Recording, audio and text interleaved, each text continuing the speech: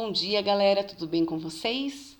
Na aula de hoje, nós vamos aprender sobre os grupos das plantas. Esse conteúdo está presente nas páginas 36 e 37 da apostila de vocês. Abram e acompanhem a explicação. Nas aulas anteriores, nós aprendemos um pouco sobre as plantas, nós vimos que elas são consideradas pluricelulares, ou seja, são formadas por várias células, são consideradas autótrofas, ou seja, produzem seu próprio alimento. Elas realizam a fotossíntese através de uma organela chamada de cloroplasto.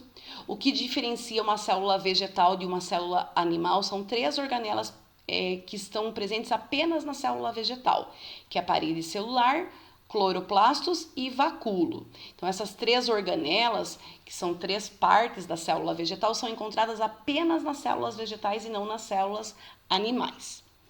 O reino Plantae, que é o reino das plantas, ele é subdividido em categorias, ou seja, em grupos. Os principais grupos são os das briófitas, das pteridófitas, das gimnospermas e das angiospermas. Os principais critérios de classificação são a existência de tecidos vasculares, então existem plantas que possuem tecidos vasculares e plantas que não possuem tecidos vasculares. Qual que é a função desse tecido? É de transportar água e nutrientes. E também outra diferença entre um grupo e outro grupo são a presença de órgãos vegetais, como flores, frutos e sementes. Então, alguns grupos nós vamos estudar nas próximas aulas que possuem esses órgãos, né? Alguns possuem flores e frutos, alguns possuem sementes, outros não, né? O que vem a ser um tecido vascular? Então, a classificação das plantas, a principal classificação é em relação à presença ou não desses tecidos vasculares. E a principal função do tecido é transportar água e nutrientes para a planta, né? Então, nós dizemos que as plantas que possuem tecidos vasculares são chamadas de vasculares. Esses vasos condutores de seiva são responsáveis pelo transporte dos líquidos que circulam pela planta.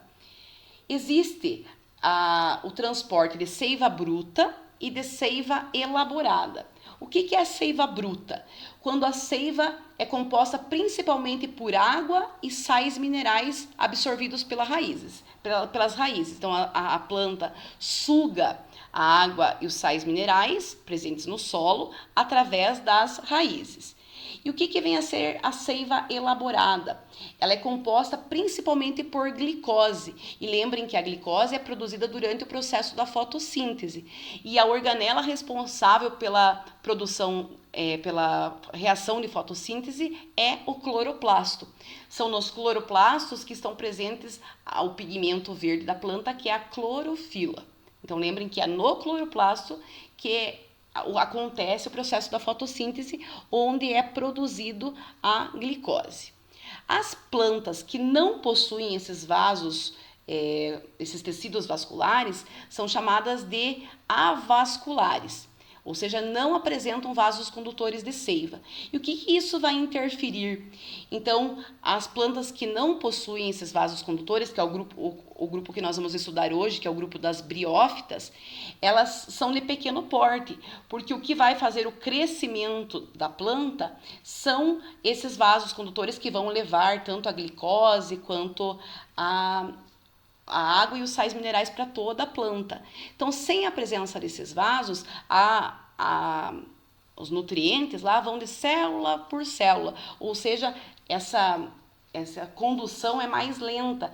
Então, essa difusão, né, é mais lenta. Isso faz com que a planta não cresça, não se desenvolva, não seja de grande porte. Então, esse mesmo esquema que tem aqui, tem presente na apostila de vocês. Então, o reino das plantas, que é o reino Plantae, é subdividido em avasculares, que são as que não possuem vasos condutores, né? Ou seja, esses tecidos condutores, e as vasculares são aquelas que possuem esses tecidos condutores, né? Que nós chamamos de vasculares. Então, as avasculares são as briófitas, né? Então, o grupo das briófitas são avasculares, ou seja, não apresentam vasos condutores. Já As pteridófitas, as gimnospermas e as angiospermas, elas são consideradas vasculares, ou seja, elas possuem esses vasos condutores. Como que nós podemos ainda subdividir as plantas vasculares? Aquelas que produzem sementes e aquelas sem sementes e aquelas que com sementes, ou seja, as que produzem sementes e as que não produzem sementes. Então, as que são sem sementes são o grupo das pteridófitas. As com sementes, tem algumas que são sem frutos e algumas com frutos. As que têm sementes e sem frutos são chamados, pertencentes ao grupo das gimnospermas. As que apresentam sementes e com frutos pertencem ao grupo das angiospermas, que nós vamos estudar esses 3 grupos nas próximas aulas. Hoje nós vamos focar no grupo das briófitas, que são consideradas avasculares. O surgimento de sementes foi muito importante para as gimnospermas e as angiospermas, fazendo com que essas plantas não dependessem mais de água para sua reprodução. As sementes, elas abrigam o embrião da planta e por isso são relacionadas com a reprodução vegetal, ou seja, com a fecundação. O que vem a ser a fecundação? Onde o gameta masculino e o gameta feminino se unem para formar o embrião. Então, as sementes abrigam esse embrião. Apresentam, as sementes podem ter várias formas, vários tamanhos, mas todas elas apresentam um embrião, uma reserva de alimento e um envoltório de proteção. Então, nós temos no nosso cotidiano inúmeros exemplos de sementes, Em todas elas, nós podemos observar que elas possuem um envoltório, que é como se fosse uma casca de proteção. Elas servem como uma reserva de alimento e elas abrigam o embrião. O grupo das briófitas, que são as plantas que não apresentam vasos condutores, ou seja, são chamadas de avasculares. Então, o termo briófitas vem do grego, onde brion, que é o prefixo, significa musgo, e phyton significa plantas. Elas são consideradas de pequeno porte, São plantas muito pequenininhas e que crescem em lugares úmidos e sombreados. Por elas não conter esses vasos condutores que vão levar a seiva bruta e a seiva elaborada para todas as partes da planta, elas não se desenvolvem, elas não crescem. Então, geralmente elas formam uma espécie de um tapete verde, elas são rasteiras, Apesar do tamanho reduzido, as briófitas são plantas que têm importante função ecológica, mantendo a umidade do solo, evitando a erosão e servindo de abrigo para pequenos animais como insetos e alimentos para mamíferos, pássaros e peixes. As briófitas são consideradas espécies pioneiras, são as que se desenvolveram primeiro em ambiente geralmente sobre as rochas. Elas são fundamentais para o processo de ocupação do ambiente, ou seja, para o surgimento dos demais grupos.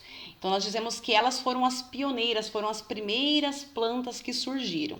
E a maioria delas surgiu sobre as rochas.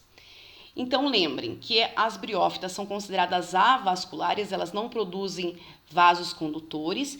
Então, essa difusão ocorre de célula a célula.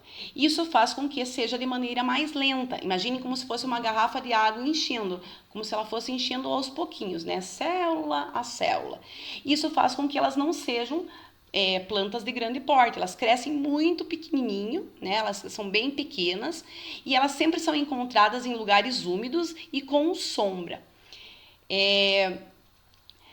A reprodução das briófitas acontece com alternância de gerações, ou seja, elas possuem uma fase sexuada e uma fase assexuada. Fazem parte desse grupo os musgos, as hepáticas e os antóceros. Então, os musgos, que são os mais comuns dentro do grupo das briófitas, eles crescem ou sobre o solo ou sobre rochas, formando como se fosse um tapete verde. Na segunda imagem, aqui vocês podem observar, né, os musgos, ó, sobre rochas, muitas vezes até sobre o solo. Nós temos as hepáticas, que estão simbolizadas aqui e aqui. E nós temos os antóceros, que estão aqui e aqui. Então, notem que todos eles são muito pequenininhos, né? São rasteiros, são plantas rasteiras. E isso acontece por não possuírem vasos condutores, ou seja, por serem avasculares. Em relação à reprodução, nós dizemos que as briófitas, elas possuem na sua estrutura os rizoides. Nós dizemos que o final oide quer dizer que parece, mas não é, né? Ou seja, os rizoides parecem raízes, mas não são raízes. O cauloide parece um caule, mas não é um caule, né? O filoide é onde ocorre a fotossíntese dos musgos.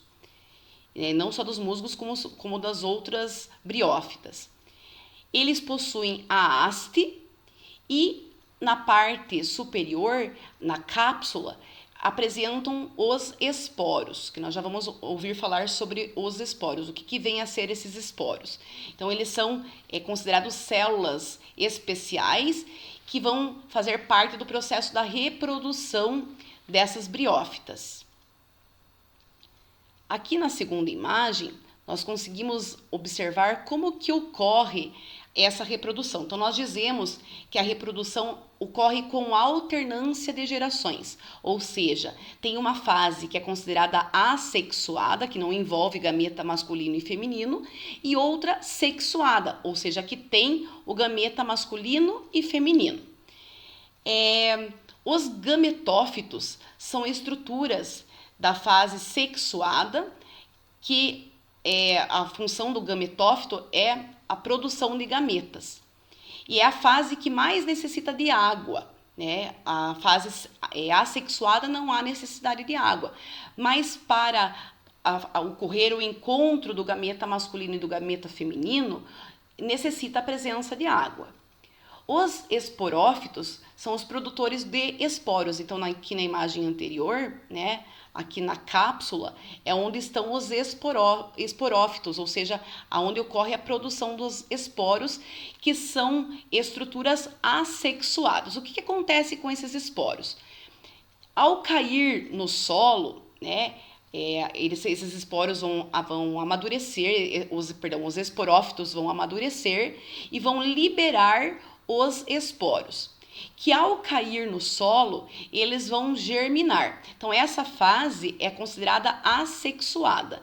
Então, lembrem que os esporófitos amadurecem, liberam esses esporos que caem no solo e germinam. Quando eles germinam, eles dão origem aos gametas masculino e feminino. Então, aqui mostra nessa segunda imagem, ó, o esporófito amadurecendo, derrubando os esporos, e esses esporos, eles germinam, né, e dão origem aos gametas masculino e feminino. Nesse processo, né, há necessidade da água para que ocorra o encontro entre os gametas, né, que é a fase sexuada. Então, a primeira fase é considerada assexuada e a segunda fase sexuada. Então, aqui mostra como que ocorre a união do gameta masculino e do gameta feminino, né? E essa reprodução. Então, lembrem que as briófitas possuem essa alternância, né? Ou seja, uma fase sexuada e uma fase assexuada. Eu vou enviar para vocês esse arquivo e gostaria que vocês registrassem no caderninho. Vocês podem imprimir o arquivo e colar no caderno, ou vocês podem registrar esses resuminhos que eu passei durante a aula no caderno, tá? Eu quero que vocês registrem os resuminhos que aparecem aqui, né, no decorrer da aula, e também eu gostaria que vocês registrassem no caderninho esse esqueminha, né, que nós vamos utilizar inclusive na hora da resolução dos exercícios, e quero que vocês registrem também essa estrutura aqui, né? A estrutura de uma briófita, tá? Então, eu quero que vocês registrem no caderninho e me enviem as fotos para que eu possa avistar. Um grande beijo e até a nossa próxima aula.